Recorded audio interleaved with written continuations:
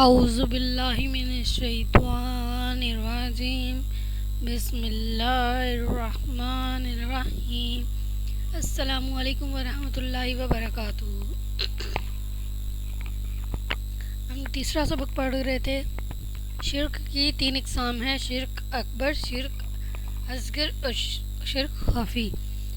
شرک اکبر وہ ہے جس کی وجہ سے عالم صالح ضائع ہو جاتا ہے اور بندہ ہمیشہ کے لیے جہنم کا مستحق ہو جاتا ہے۔ اللہ تعالیٰ کا ارشاد ہے، اگر کہیں ان لوگوں نے شرک کیا ہوتا تو ان کا سب کیا کرایہ غرق ہو جاتا۔ اسی طرح اللہ تعالیٰ کا ارشاد ہے،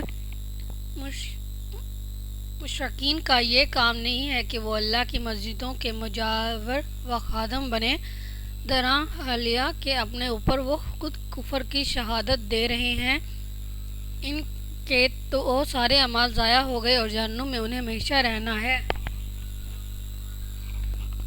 جو شخص اس حلال میں مر گیا اس کی بخشش نہ ہوگی اور جنت اس پر حرام ہے، جیسے کہ اللہ تعالیٰ کا قول ہے، اللہ تعالیٰ شرک کو معاف نہیں کرتا، اس کے سوا اسے جس قدر گناہ ہیں وہ جیسے چاہتا ہے معاف کر دیتا ہے۔ اسی طرح اللہ تعالیٰ فرماتا ہے، جس نے اللہ کے ساتھ کسی کو شریک ٹھہرایا اس پر اللہ تعالیٰ نے جنت حرام کر دی اور اس کا ٹھہرنا جہنم ہے، اور ایسے مظلوموں کا کوئی مددگار نہیں۔ اسی طرح مردوں اور بتوں کو پکارنا اور ان سے مدد مانگنا اور فریاد کرنا، ان کے لیے نذیر و نیاز کرنا اور ان کے نام پر جانور ذبح کرنا بھی شرک اکبر میں شامل ہے۔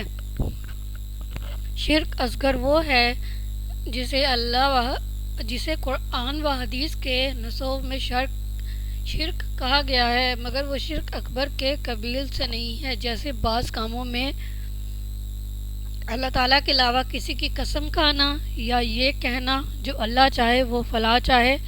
نبی کرام صلی اللہ علیہ وآلہ وسلم کا ارشاد ہے، میں تم پر جس چیز سے سب سے زیادہ ڈرتے ہو وہ شرک اصغر ہے،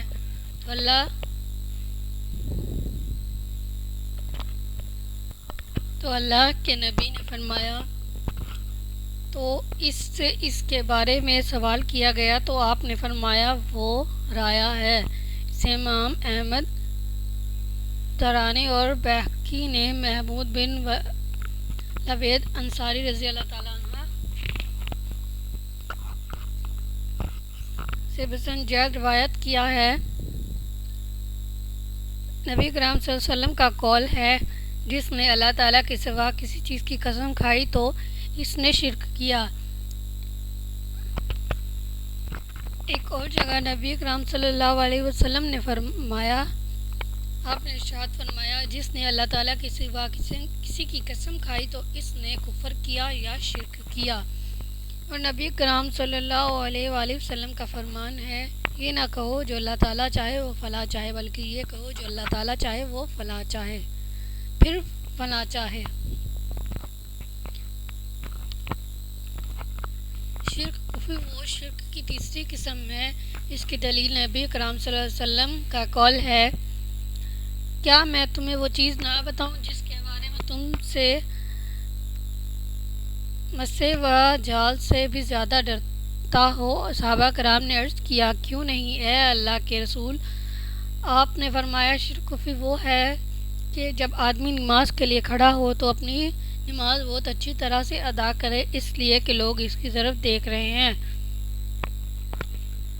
ابو سعید کی حدیث ہے، اس کا بیان آ چکا ہے، اللہ تعالیٰ ہی بہترین توفیق دینے والا ہے۔